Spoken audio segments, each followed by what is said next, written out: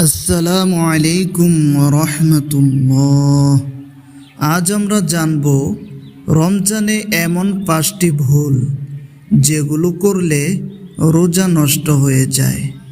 Number 1, ইচ্ছাকৃত খাওয়া দাওয়া।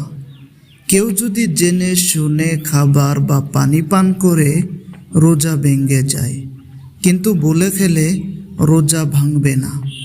হাদিসে এসেছে, বলে খাওয়া আল্লাহর পক্ষ থেকে রিজিক। সহিহ বুখারী।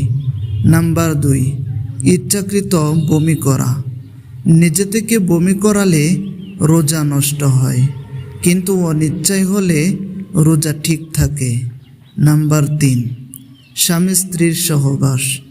রোজা অবস্থায় সহবাস করলে রোজা ভেঙে যাবে এবং কাফারা ওয়াজিব হবে।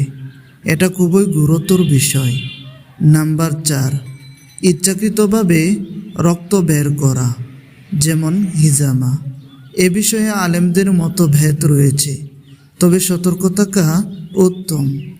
নাম্বার 5, ঋতুস্রাব বা নেফাস শুরু হওয়া।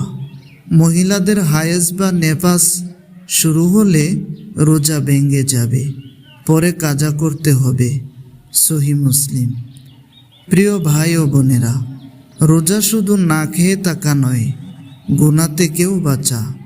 আসুন রোজাকে হেফাজত করি, আমল বাড়াই, ভুল এড়িয়ে চলি। আল্লাহ তাআলা আমাদের সবাইকে সঠিকভাবে রোজা রাখার তৌফিক দান করুন।